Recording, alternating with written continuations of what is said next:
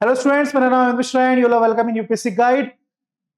Now it is official, world की दो सबसे पॉपुलस कंट्री अपने फॉरेन रिलेशंस में स्ट्रेटेजिक शिफ्ट कर रही है और ये स्ट्रेटेजिक शिफ्ट सबसे सिग्निफिकेंट डेवलपमेंट हो सकता है 21st सेंचुरी का। और मैं क्यों बोल रहा हूं, इस न्यूज को देख के बोल रहा हूं। प्रेसिडेंट शी जिनपिंग जो चाइना के प्रेसिडेंट है, उन्होंने इंडिया के प्रेसिडेंट को एक लेटर लिखा। वो लेटर में पहले तो कॉन्ग्रेचुलेट करते हैं, बोला कि भाई 75 एनिवर्सरी हो गई है इंडिया एंड चाइना के डिप्लोमेटिक रिलेशन को, तो कॉन्ग्रेचुलेशन इस बात में। फिर ये बोलते हैं कि इंडिया और चाइना का जो रिलेशन है should take the form of dragon elephant tango. जिस तरीके से एलिफेंट और ड्रैगन का डांस जिस तरीके से आगे बढ़ेगा, उस तरीके से हमारा रिलेशन भी आगे बढ़ना चाहिए, ये बोलते हैं। अच्छा, ये इंसान लेट हो गया। ये चाह रहा था कि जो इंडिया और चाइना के जो बुरे रिलेशन है उसमें अपना इकोनॉमिक डेवलपमेंट देखना चाह रहा था पर्सन ये इंसान, पर ये इंसान लेट हो गया है। 7 states of India, eastern part of India, called Seven Sisters. They are landlocked country, landlocked region of India. They have no way to reach out to the ocean. We are the only guardian of the ocean. अच्छा, ये जो माहौल wavy हो रहा है India और China के बीच में, ये एकदम से मैं अभी अभी की बात नहीं है ये, और ना मैं इस न्यूज को देख के बोल रहा हूं। ये पिछले 1-1.5 साल से ये माहौल वेवी हो रहा है। कब से हो रहा है ये? जब से ये थर्ड टर्म शुरू हुआ है मोदी जी का, तब से थोड़ा सा जो रिलेशन है, जो फॉरेन पॉलिसी हमारे देश की, वो अब थोड़ी थोड़ी चाइना की तरफ झुकते हुए नजर आ रही है।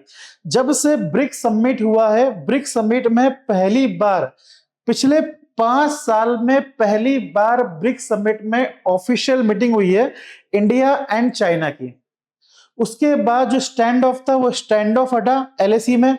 उसके बाद फिर हमने डी डॉलराइजेशन के लिए, जो ब्रिक्स कंट्री ने डी डॉलराइजेशन के लिए ब्रिक्स एक करेंसी लॉन्च करी, ब्रिक्स करेंसी लॉन्च करी, जो जो ब्लॉकचेन टेक्नोलॉजी बैक्ड थी।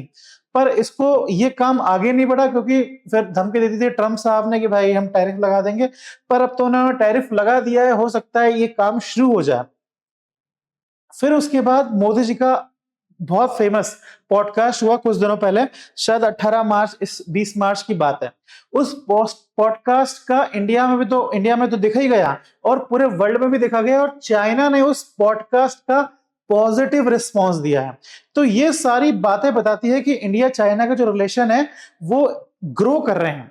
अच्छा, ये अगर इंडिया और चाइना के रिलेशन इसी तरीके से ग्रो करते गए तो दे विल बिकम अनस्टॉपेबल और they will become dominating player in 21st century.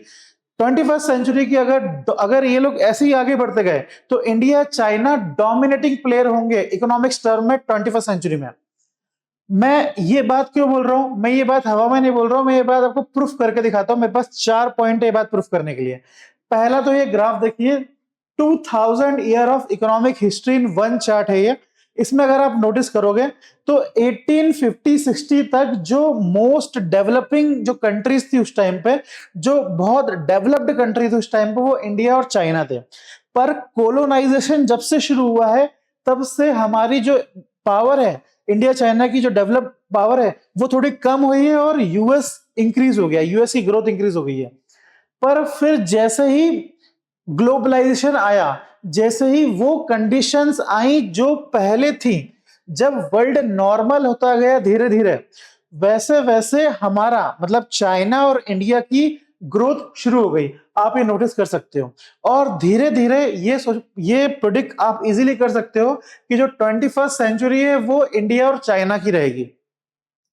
Second चीज, आईएमएफ ने economic outlook, global economic outlook ये रिपोर्ट रिलीज करते हैं, उसमें भी इन्होंने ये बोला है कि 50% जो इकोनॉमिक ग्रोथ है वो इंडिया और चाइना से आ रही है।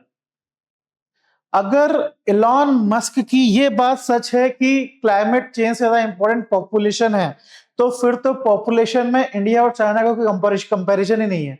36% ऑफ वर्ल्ड पॉपुलेशन इंडिया और चाइना के पास में। ठीक है, फोर्थ, बात हो रही है डेवलपमेंट की। China and India are largest economy in the world, already are the largest economy in the world. First में चाइना है, थर्ड में इंडिया है, according to purchasing power parity. ठीक है, तो ये आप नोटिस कर सकते हो। ये तो हो गया क्यों हमें, जब इंडिया और चाइना एक साथ होंगे तब क्या होगा। अब तीसरी बात, अगर मैं बोल रहा हूं ना कि हमें यूएस से दूर, यूएस में अपना टाइम वेस्ट नहीं करना चाहिए और हमें प्रो चाइना होना चाहिए। ये मैं क्यों बोल रहा हूं, आप जब ये इंटरव्यू देखेंगे और इंटरव्यू के जब आप फर्स्ट पॉइंट देखेंगे तो आप बहुत इजीली, इनमें 2 पॉइंट के बारे में बात हो रही है और दोनों पॉइंट से आप बहुत क्लियर हो जाओगे कि क्यों हमें यूएस के साथ अपना टाइम वेस्ट नहीं करना चाहिए और हमें क्यों प्रो चाइना होना चाहिए। पहला जो पॉइंट उन्होंने बोला है, ग्लोबलाइजेशन के बारे में बोला है। The idea of globalization was that rich countries would move further up the value chain while the poor countries made the simpler things. You would open an iPhone box and it would say designed in Cupertino, California. इनका जो globalisation का idea है वो हमारे globalisation के idea से पूरी तरीके से अलग है। इनके ग्लोबलाइजेशन के अकॉर्डिंग अगर इनके तरीके से ग्लोबलाइजेशन होगा तो वर्ल्ड में ग्लोबल अनइक्वालिटी परसिस्ट करेगी और वर्ल्ड कभी इक्वल नहीं हो पाएगा। Made in India, make in India हमारा सपना ही रह जाएगा और ये बर्बाद करने में तो नहीं लोग। दूसरा जो ये लोग बोलते हैं, माइग्रेशन के रिगार्डिंग जो पॉइंट है हमारा, उसको अपोज करते हैं ये। That was the first conceit of globalization. I think the second is that cheap labor is fundamentally a crutch. ये चीप लेबर की जो बात है, ये माइग्रेशन की जो पॉलिसी है उसको अपोज करता है, माइग्रेशन को अपोज करता है। हमारे देश में $100 बिलियन से ऊपर पैसा रेमिटेंसेस से आता है। हमारी कंट्री के लोग माइग्रेट हुए हैं फॉरेन कंट्री में, वहां से पैसा आ रहा है। तो सेकेंड पॉइंट इनका उस बात को रेज कर रहा है। और अगर हम सोचें कि ये हमारे देश में टेक्नोलॉजी लेके आएंगे तो अगेन इनका सेकेंड पॉइंट उस वाले पॉइंट को भी कैंसिल करता है। इसीलिए वर्ल्ड की सारी जो मेजर पावर हैं, सारी मेजर पावर अब चाइना की तरफ जा रही है। रिसेंटली मीटिंग हुई है Korean foreign minister, Korean Japanese foreign minister और चाइनीज फॉरेन मिनिस्टर की मीटिंग हुई थी।